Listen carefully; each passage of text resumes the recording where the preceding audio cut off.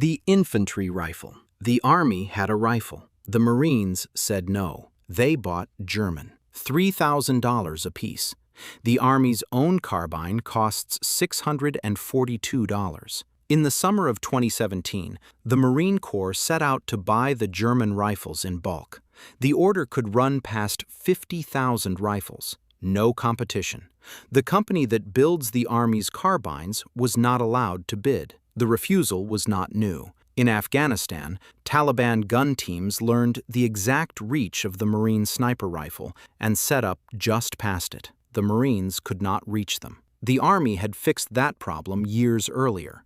The Marines kept the shorter-ranged rifle for 8 years. On paper, 2 services with 2 missions can justify 2 arsenals. On paper. Federal auditors have priced this habit. Congress has had to order these 2 services by law to share. Today, the Marines are refusing the Army's newest rifle, too. This is that story.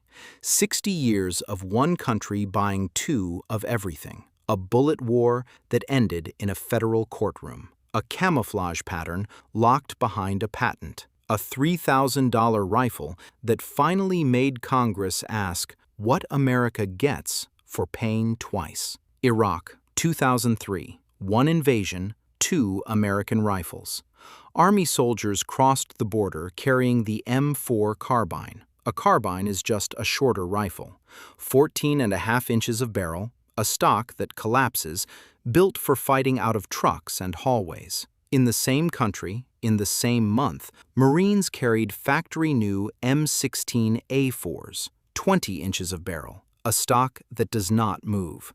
A rifle as long as the one their fathers carried. Put the era photographs side by side. 2 American columns, 1 border, 2 silhouettes of rifle. That was not an accident of supply. It was a choice, and the Marine Corps defended it for a decade. The logic was real. Every Marine is a rifleman first.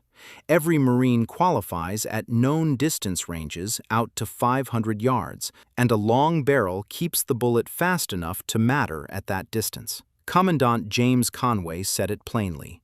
The shorter M4 loses stopping power past 200 meters. He questioned its reliability. He even argued a longer rifle pushes back a crowd better. Reach is doctrine. Reach is identity. On paper, the long rifle was the honest choice for a service that worships marksmanship. On paper. Then, the wars moved indoors. Fallujah, 2004. The most urban battle Marines had fought in a generation. A Marine stacks against a cinder block wall, weapon up.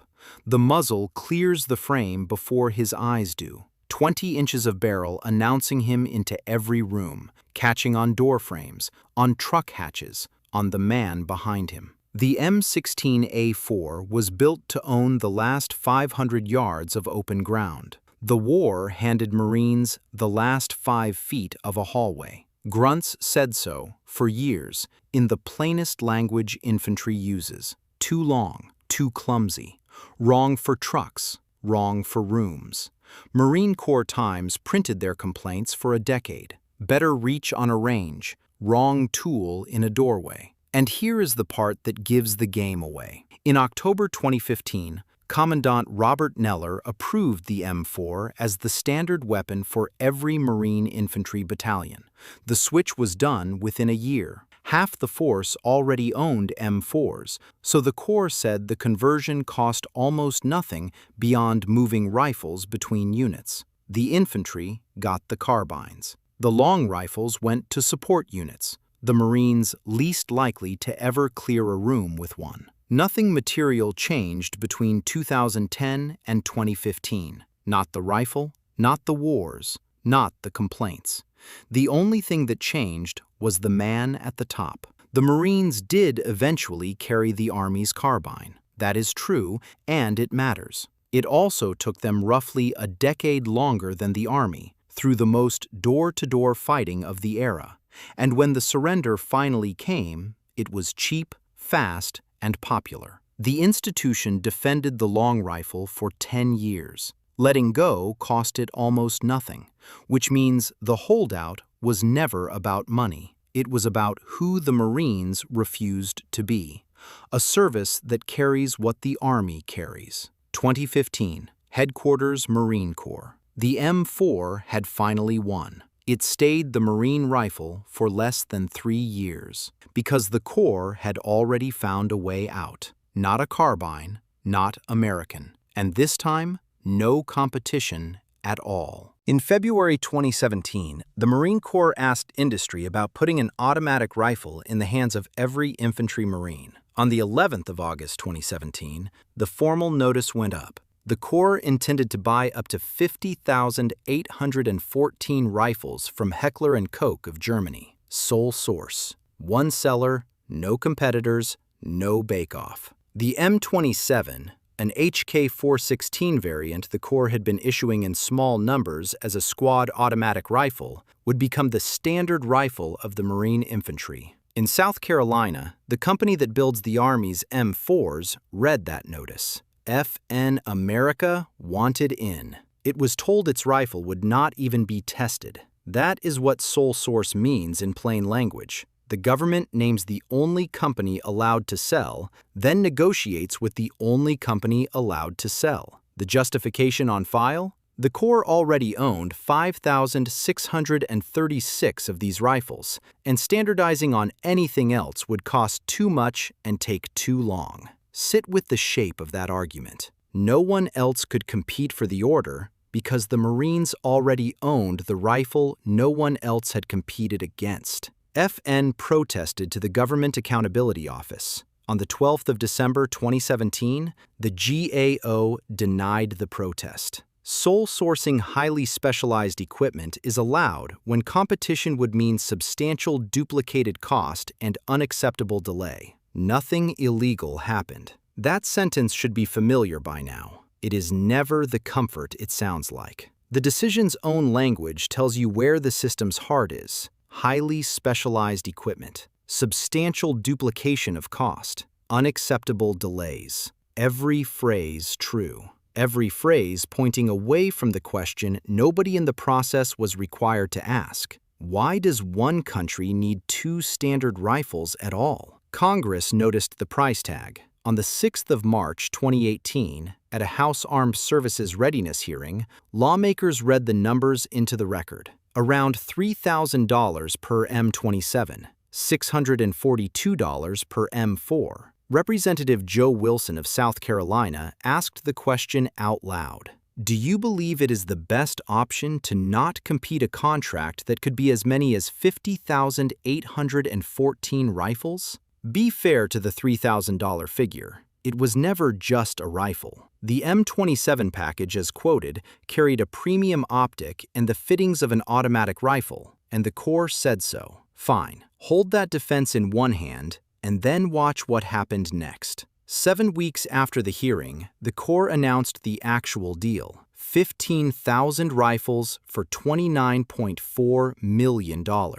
The first 5,660 at about $1,300 each. The $3,000 rifle became a $1,300 rifle the moment Congress started asking questions. The opening number was never the floor. It was the opening ask, and it stood right up until someone with subpoena power leaned on it. The Army watched all of this with a straight face. Asked in the Senate in May 2017 about the Marines' move, Army Chief of Staff Mark Milley said the Army was taking a hard look and would probably go in that direction as well. It never did. The Army floated its own interim rifle that August, killed it within months, and settled in to wait for something bigger. 2 services stared at the same German rifle. One bought 50,000, one bought 0. Both were certain. The Corps, for its part, squeezed the M27 for everything. A designated marksman variant, the M38,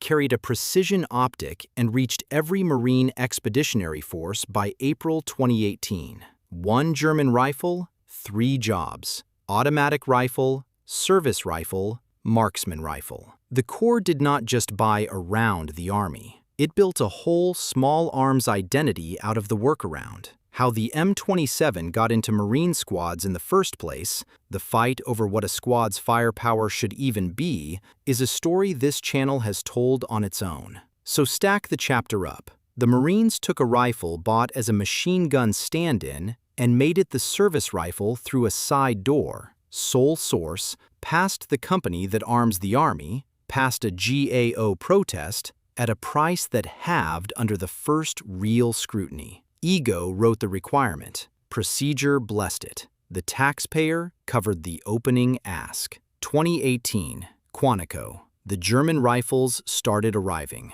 The bullets waiting for them belonged to a different war entirely. Because for 7 years, the Army and the Marine Corps had not even agreed on what to put inside a rifle. Same fight, shrunk to a thumb-sized piece of brass. 2009. The Army was building a new 5.56 round, lead-free, meaner against barriers. In August of that year, the program hit a wall. Test bullets wobbled, trajectories drifted. The Army stopped, went back to the bench, and rebuilt the bullet around a copper slug with a hardened steel tip. In June 2010, the redesigned round, the M855A1, started shipping to Afghanistan. The Marines had planned to ride along on the Army's bullet. After the 2009 test failures, they walked. In February 2010, the Corps fielded its own round instead, the Mark III-18, a design out of the special operations world, built to punch through car doors and windshields and stay on course. A design with a small, open tip for accuracy, reviewed by military lawyers before it shipped, and no, not a hollow point. Brigadier General Michael Brogan, the man running Marine Corps Systems Command, put the Corps' position on record. The first 200,000 rounds were already downrange, with the Marine Brigade in Afghanistan. On the Army's round, his words, "We have to wait and see, for 7 years." Put the two cartridges next to each other, and you would struggle to tell them apart. The Army's round shows a sliver of steel at the tip. The Marine round has a tiny, open mouth of copper. Near twins, 2 armies. If you carried a rifle in that war, which of the two you were handed depended not on the enemy, but on the emblem on your chest. From 2010 to 2017,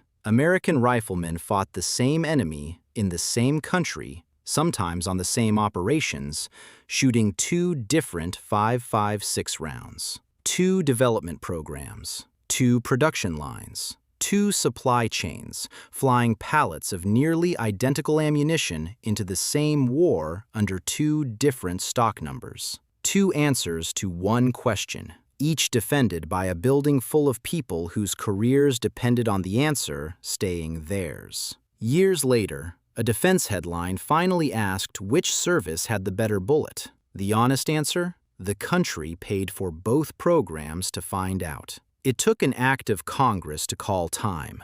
December 2016, the annual defense bill, Section 141, titled Standardization of 5.56 Rifle Ammunition. Explain yourselves within 180 days, standardize within a year, or justify why not. The world's most powerful military, ordered by law to make its 2 ground services agree on a bullet. And then the punchline arrived in testing. That same December, a preliminary finding. The Army's M855A1 does not meet the reliability requirement when fired from the Marines' M27. The round's exposed steel tip chewed the aluminum lips that feed rounds into the chamber, and it ran hotter than the rifle was built for. The Army's bullet, failing in the Marines' German rifle, 2 arsenals, incompatible at the point where metal meets metal. The fix, when it finally came,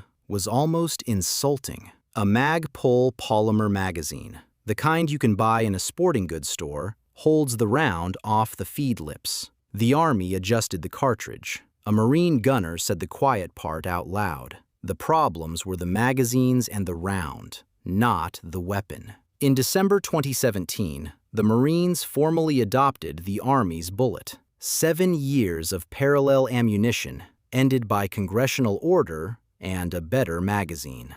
But the bullet war left one body in a courtroom, and it has to be told exactly. An inventor named P.J. Marks ran a small company called Liberty Ammunition. He held a patent on a lead-free bullet design, and in the years the Army was hunting for one, he shared his work with the service. Before he did, he signed a non-disclosure agreement with an Army officer, a lieutenant colonel who ran small arms requirements at the infantry center. The officer's name was Glenn Dean. Remember the name. In 2014, the Court of Federal Claims ruled the government had infringed Marks's patent and awarded him $15.6 million plus a royalty on every round. For a moment, the smallest company in this story had beaten the Pentagon. 2 years later, the appeals court took it all back. It read the patent's words differently and found no copying at all.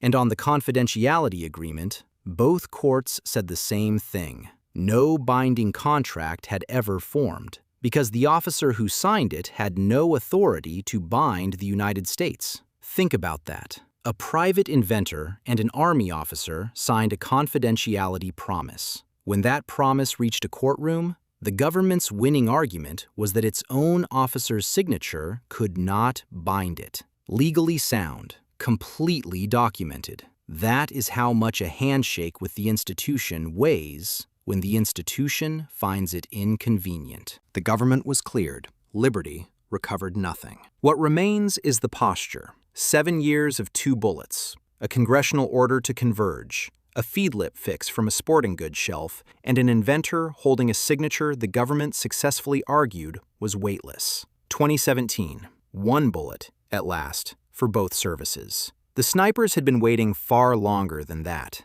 1966, Vietnam. The Marine Corps adopts a sniper rifle called the M40. It is, at its heart, a Remington Model 700, a hunting action you could buy over a counter in Ohio. 22 years later, the Army adopts its own sniper rifle, the M24. Look inside it, a Remington Model 700. The same commercial action, from the same company, 1 receiver, 2 churches built on top of it. The Marines configured theirs one way, the Army another. 2 separate programs, 2 supply chains of parts that almost, but never quite, interchange. 2 schools of armorers who each swore by their own scripture. For decades, the United States ran 2 complete sniper rifle religions on a single deer rifle action, and neither service saw a problem. To be clear about what the Marine Church was, it was magnificent. Every M40 since the 1970s was built by hand at Quantico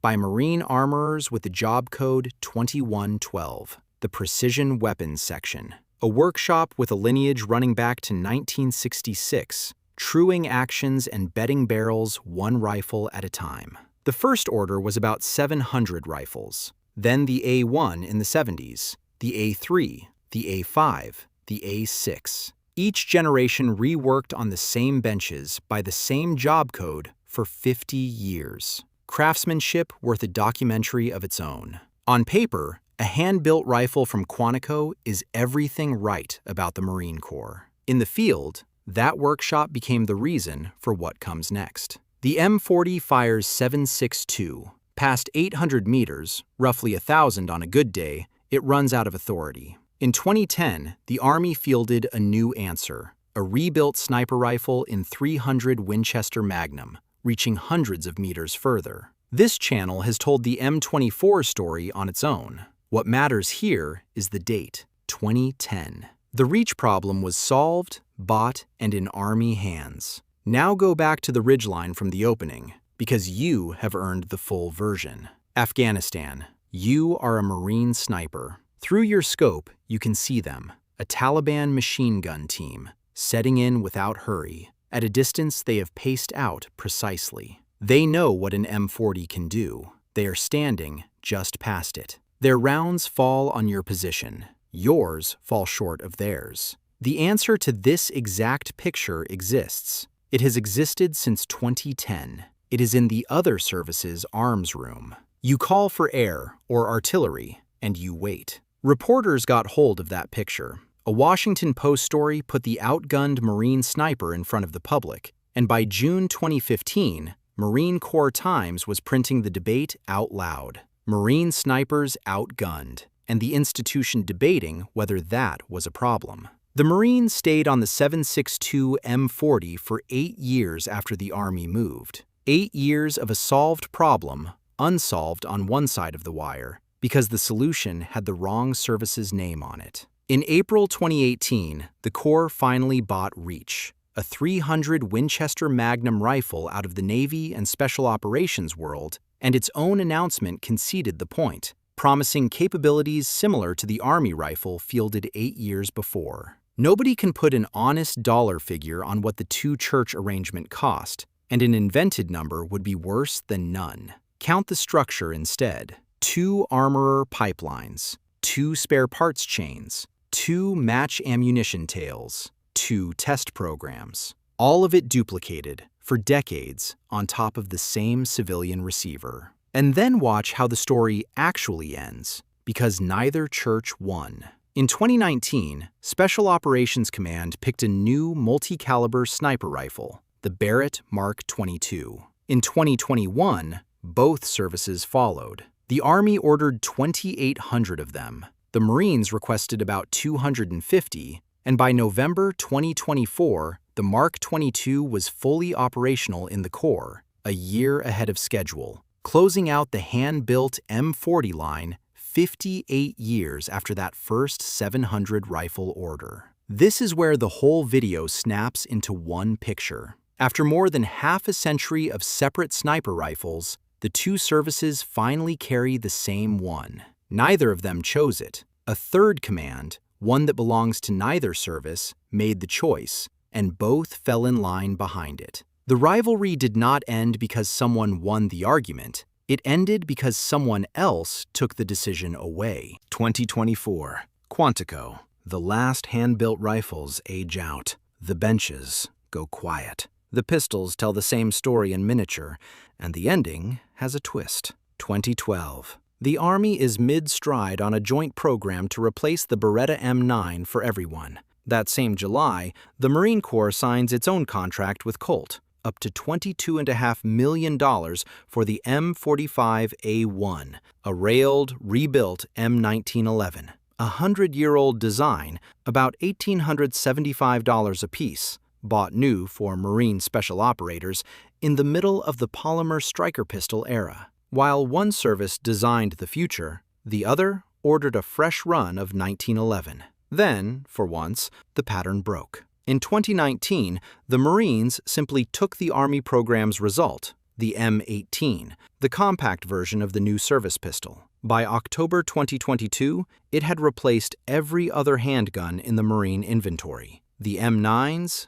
gone. The M45A1s, gone. The century-old design, retired for good. One pistol, both services, commodity price. No side door, no patent, no hearing. The pistol itself has a story of its own, and this channel just finished telling it, which leaves the obvious question hanging. The Truce worked. It was cheap, fast, and painless. If sharing works for the weapon every Marine and soldier wears on their hip, what exactly were the other 60 years about? Here is the honest answer, and it is not vanity. For the Marine Corps, being different is a survival strategy. A corps that carries exactly what the Army carries is, at budget time, a second land army. Second land armies get merged into the first one. Every no in this story bought distinctiveness. Distinctiveness is the argument for the Corps' existence. Rational from the inside, ruinous from the outside. It also explains the one thing no chapter has explained yet: why the sharing never happens on its own, and why every truce so far had to be imposed by someone else. 2022. The last M45A1 goes back in a crate. The truce held. It did not spread. If you want the purest specimen of the whole disease, it is not a firearm at all. It is a pattern of pixels. In the early 2000s, the Marine Corps fielded MARPAT, a digital camouflage that actually worked. Then, it did something no service had done with a uniform before. It patented it. United States Patent 6805957. Camouflage. U.S. Marine Corps Utility Uniform. Pattern, fabric, and design. The drawings are on screen right now. The Corps even wove its own emblem into the pattern. They did not just patent the camouflage, they signed it. And when the Army came looking at the best camouflage in the American inventory, the answer was no. Marines are Marines. The pattern was theirs. Say the Corps' defense honestly. Identity is real. Esprit is real. And the patent also blocks commercial knockoffs, not just the Army. Then say what happened next. The Army, locked out, built its own universal pattern instead. And this channel has told that disaster in full. The gray pixels that worked nowhere, issued to 1 million soldiers. The federal auditors who cleaned up afterward wrote the scorecard in a single report. Since 2002, the services fielded 7 different camouflage uniforms. Exactly 1 service ran a disciplined, knowledge-based process and produced an effective pattern, the Marines. And the Army, wearing the consequence of the locked door, faced up to $4 billion to replace its failure, while the auditors noted an $82 million saving available to any 2 services willing to partner. None were. The auditors vindicated the Marines' craft and priced the wreckage their exclusivity helped set off in the same document. Congress had to play parent a second time. The 2014 Defense Bill banned new service-unique camouflage outright and wrote 1 clause aimed straight at the patent move. No service secretary may prevent another service from authorizing use of a uniform. The United States Congress had to pass a federal statute to make its own armed services share clothes. 2013, the House Armed Services Committee. The adults in the room were the auditors. Which brings the story to now, and the strangest chapter of all, the divorce. March 2020. Commandant David Berger publishes Force Design 2030, and the Marine Corps does something unthinkable. It gives up its tanks. All of them. 452 M1A1s, divested to 0. Berger's own words, despite its long and honorable history in the wars of the past, the tank is operationally unsuitable for the Corps' highest priority challenges. The Marines are betting everything on the Pacific. Lighter, faster, fighting from islands and ships. Be fair to the bet, this time the divergence is openly strategic, argued in a signed document, and fiercely contested. Retired Marine generals mounted a public campaign calling it the dismantling of the Combined Arms Corps. The bet is live, not settled. The tanks were not scrapped. They were transferred, mostly to the Army. Marine tank crews re-enlisted into Army cavalry to keep their trade. Picture what that meant for the crews. Men who had spent careers in Marine armor took off one uniform, put on another, and kept working the same machines. The tanks survived the divorce. The patches did not. And here the story pays off a name it planted back in the Bullet War. The Army office that buys and manages tanks, Strykers, and Bradleys is Program Executive Office Ground Combat Systems. Its commander since December 2020, Major General Glenn Dean, the lieutenant colonel from the Bullet lawsuit, the officer whose signature the government argued could not bind it, now runs the office receiving the Marines' armor. The rivalry's paperwork has a way of circling back to the same desks. And the rifles? The rifles are running the whole tape again. In April 2022, the Army awarded its next-generation squad weapon to Sig Sauer, a new rifle in a new 6.8mm cartridge, designated XM5 at the award, renamed XM7 a year later over a trademark. Today, it is the M7. 1 rifle, 3 names. Keep your eye on it. The Army's biggest small arms leap in 65 years, built to defeat modern body armor at ranges the 5.56 cannot. The new rifle is heavier. Its magazine holds 20 rounds, where the M27's holds 30. The bet is that punch beats volume in the next war. The Marines are not taking the bet, at least not for now. Their spokesman's official position, from February 2026, is that the Corps will continue to monitor the M7's development to inform future requirements. 60 years of this story will translate that sentence for you. It is the polite no. Except this time, the refusal comes with a file attached. The Pentagon's own independent testers, in their latest annual report, wrote one finding the Army cannot make go away. The new rifle, with its fire control optic mounted, demonstrated a low probability of completing one 72-hour wartime mission without a critical failure. In plain terms, in the testers' trials, the M7 was unlikely to make it through 3 days of war without breaking in a way that stops the fight. An Army captain went further at a Marine Corps conference in April 2025, presenting a 52-page argument that the rifle is unfit for service, too heavy, too few rounds. That claim is his and only his. The Army disputes it. Sig Sauer calls it flatly false. The Army's position is that early fielding problems are normal, and the testers' findings feed the fixes. Maybe. That is what institutions always say in Chapter 1 of these stories. So weigh the final irony with both hands. For 60 years, the Marines refusing the Army's gun was the disease. Ego dressed as doctrine, paid for twice. Now the Marines refuse the Army's newest gun. The testers' report sits on the table pointing their way, and for the first time in this entire story, nobody can say whether the refusal is the old sickness or the first symptom of learning. The answer will arrive the way it always arrives, in the next war, carried on someone's back. The auditors, for their part, stopped being surprised years ago. Their standing finding, repeated across a decade of duplication reports, reads like a tired parent's note on the fridge. Fragmented, service-unique development wastes money that collaboration would save, and the collaboration never happens on its own. The rivalry was never free. It was just never billed to the people who ran it. 2026. 2 services, 2 rifles. Again. Somewhere tonight, on a joint base, a Marine racks an M27 into an armory rack, while a soldier 2 buildings over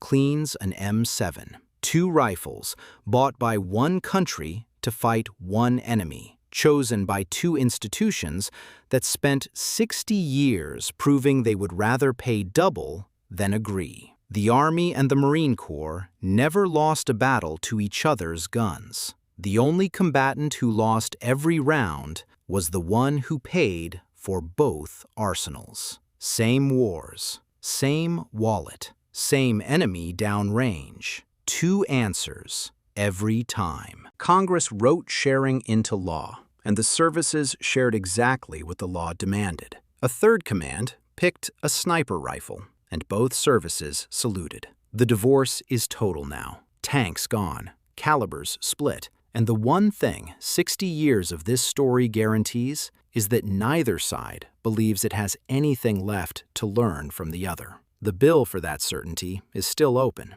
It gets paid the same way it always has, later, by someone else. The reflex is not confined to rifles. The Army banned the world's best body armor. It defended the world's worst earplug. It spent 60 years failing to kill the M16. Different gear, different wars, the same institutional architecture. The full collection is in the playlist on your screen. If this made you want to go deeper, the 2 books that shape this video are linked in the description. And so is the vault, where I keep the full script research and everything that didn't make the final cut. Subscribe for more.